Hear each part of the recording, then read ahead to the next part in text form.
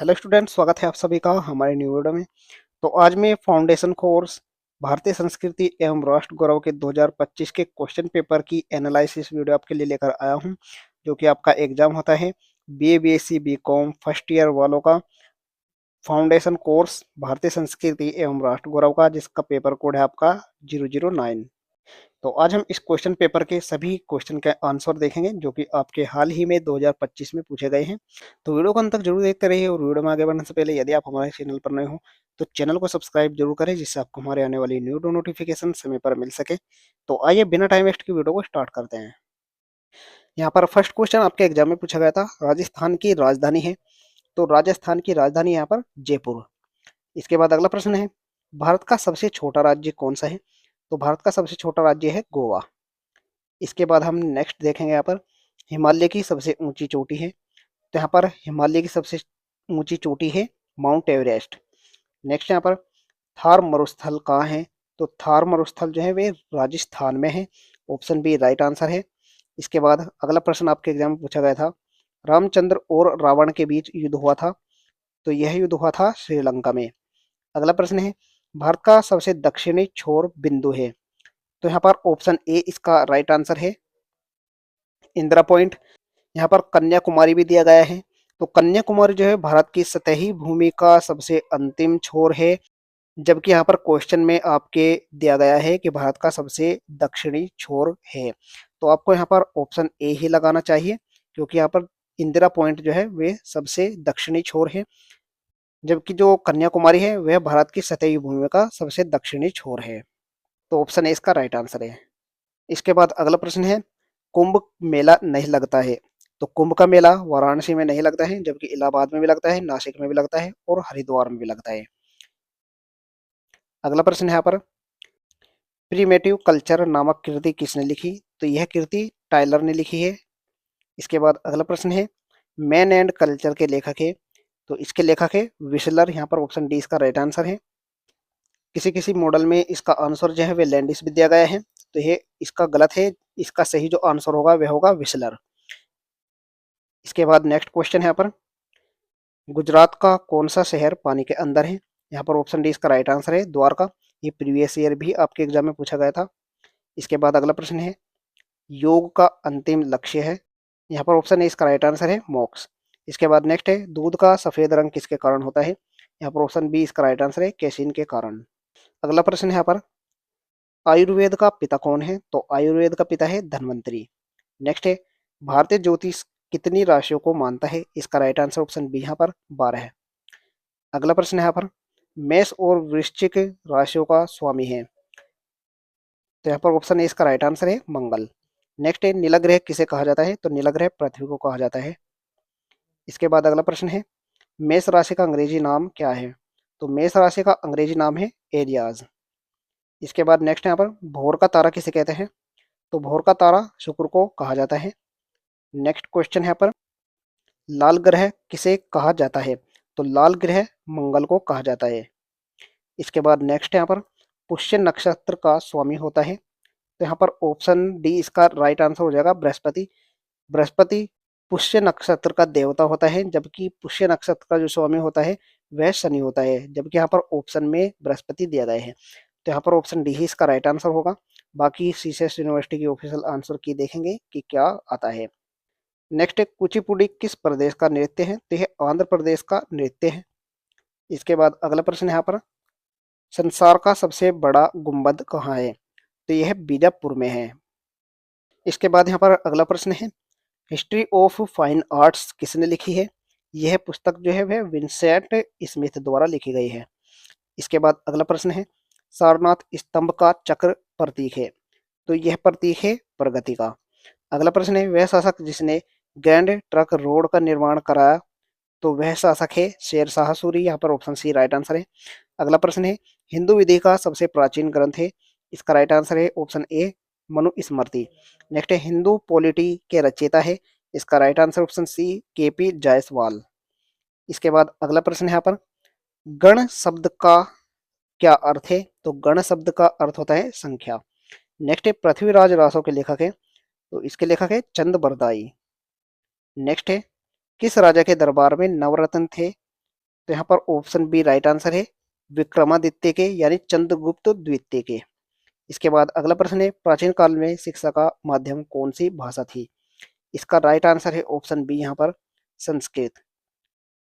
Next है, प्राचीन भारत में शिक्षा का केंद्र था। तो यहाँ पर सभी जो ऑप्शन दिए गए हैं वे सभी सही दिए गए हैं, तो ऑप्शन डी यहाँ पर राइट आंसर हो जाएगा, ये सभी। इसके बाद अगला प्रश्न है, प्राचीन भारत का सबसे बड़ा विश्वविद्यालय था।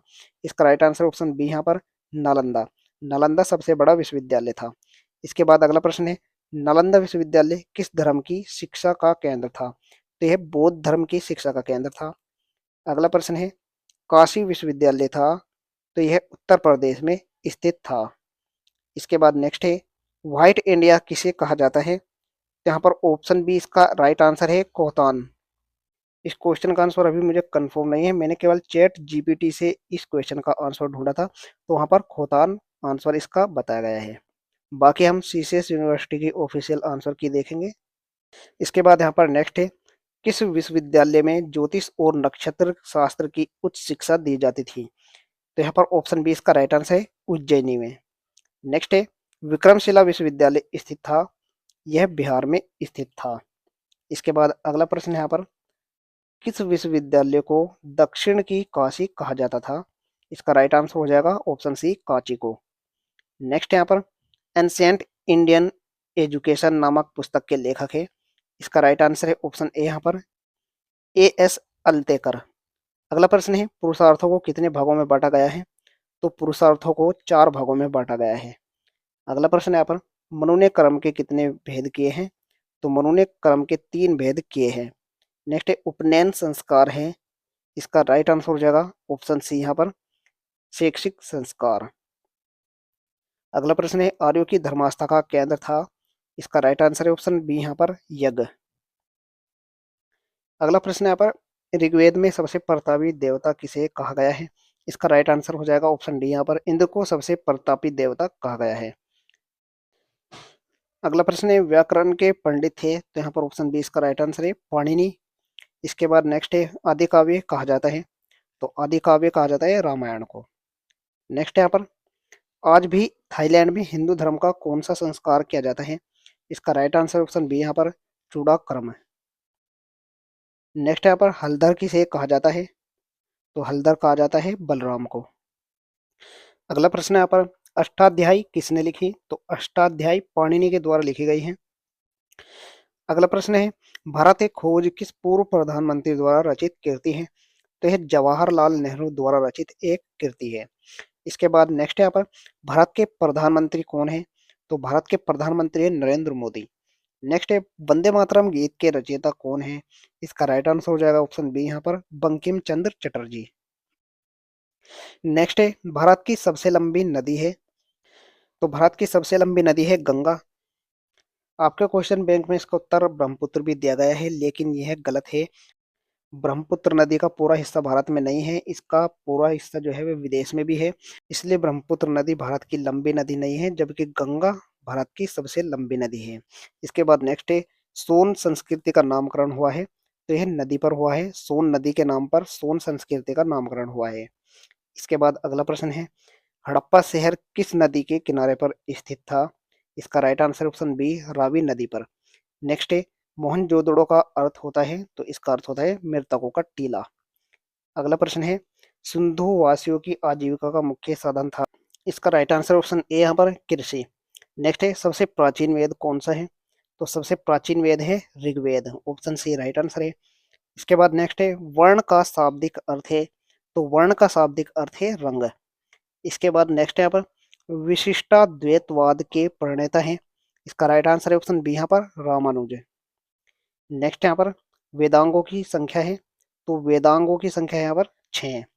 इसके बाद अगला प्रश्न है, न्याय सूत्र के रचयिता है।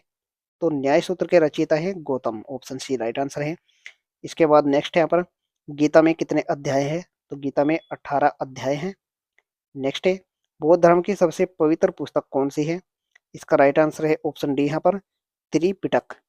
नेक्स्ट है, पंचतंत्र के रचयिता कौन है? इसका राइट आंसर ऑप्शन बी यहाँ पर विष्णु शर्मा। नेक्स्ट है, किस धर्म ने सम्राट अशोक को सबसे अधिक आकर्षित किया?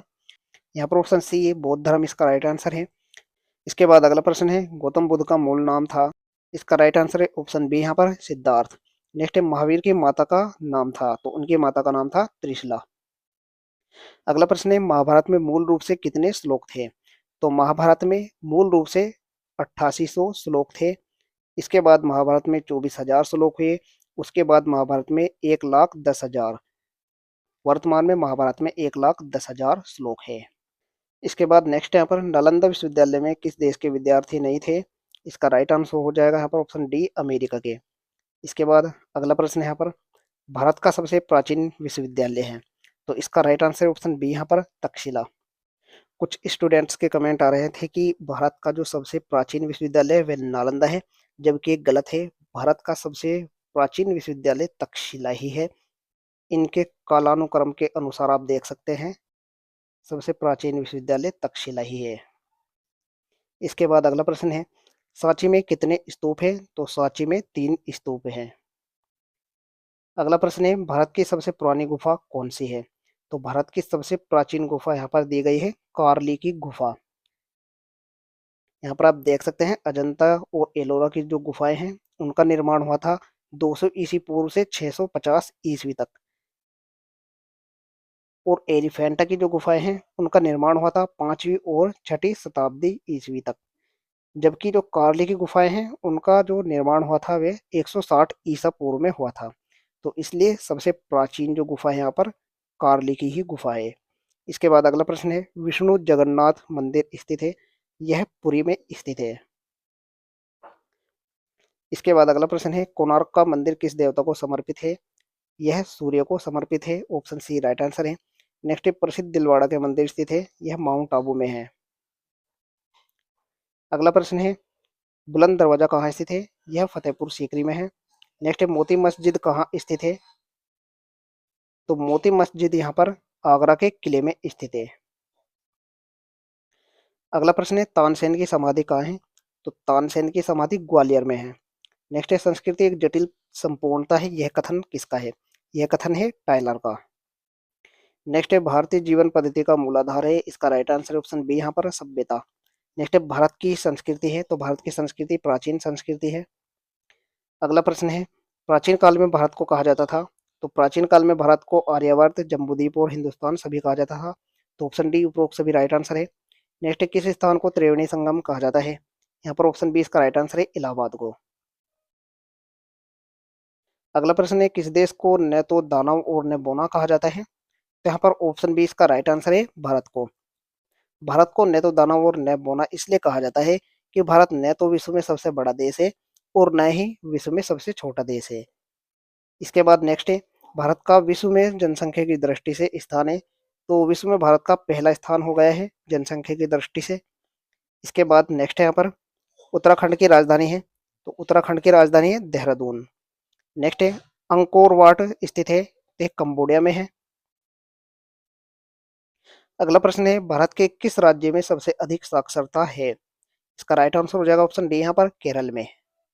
अगला प्रश्न है, लीलावती पुस्तक के रचनाकार थे? तो इसका राइट आंसर है ऑप्शन बी यहाँ पर भास्कराचार्य द्वितीय।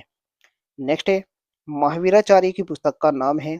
तो उनकी पुस्तक का नाम है गणित सार संग्रह। नेक्स्ट है, शून्य और दशमलव का आविष्कार किस देश में हुआ था? तो इसका राइट आंसर है ऑप्शन ए यहाँ पर भारत में। नेक्स्ट है, गोलपाद में कितने श्लोक हैं? तो गोलपाद में 60 श्लोक है, ऑप्शन बी राइट आंसर है। अगला प्रश्न है, कौन सा अंक प्रत्येक बार उपयोग करने पर संख्या में 10 गुना वृद्धि कर सकता है? इसका राइट आंसर है ऑप्शन ए यहाँ पर शून्य। अगला प्रश्न यहाँ पर, निम्न में से किसने अपने आलेख में वनस्पति शास्त्र का वर्णन किया है? इसका राइट आंसर ऑप्शन बी यहाँ पर चरक ने। नेक्स्ट है, लौह शास्त्र के क्षेत्र में अग्रणी थे? यहाँ पर ऑप्शन बी इसका राइट आंसर है कणाद। इसके बाद अगला प्रश्न है, गन्ना मूल पौधा है? तो गन्ना मूल पौधा है अफ्रीका का, यहाँ पर ऑप्शन सी राइट आंसर है। अगला प्रश्न है, राणा प्रताप सागर परमाणु ऊर्जा संयंत्र कहाँ स्थित है? तो यह राजस्थान में है। नेक्स्ट, आयुर्वेद के विकास में से सबसे पहले किसका नाम आता है? तो यहाँ पर ऑप्शन ए राइट आंसर है चरक का। तो यह था आपका 2025 के क्वेश्चन पेपर का फुल एनालिसिस वीडियो। आप देख सकते हैं किस प्रकार से आपके एग्जाम में क्वेश्चन पूछे गए हैं। यदि आपको किसी क्वेश्चन के आंसर में डाउट लगता है तो आप कमेंट सेक्शन में लिख सकते हैं। और आपने एग्जाम में कितने सही किए, आपको कमेंट सेक्शन में कमेंट करके बताना है कि आप कितने क्वेश्चन एग्जाम में सही करके आए और कितने आपने गलत किए हैं। आशा करता हूँ आपके लिए वीडियो हेल्पफुल रहने वाली है। वीडियो पसंद आई हो तो लाइक जरूर करें, चैनल पर नहीं हो तो सब्सक्राइब जरूर करें, जिससे आपको हमारी आने वाली न्यू नोटिफिकेशन समय पर मिल सके। मिलते हैं ऐसी वीडियो के साथ, तब तक के लिए बाय बाय, टेक केयर।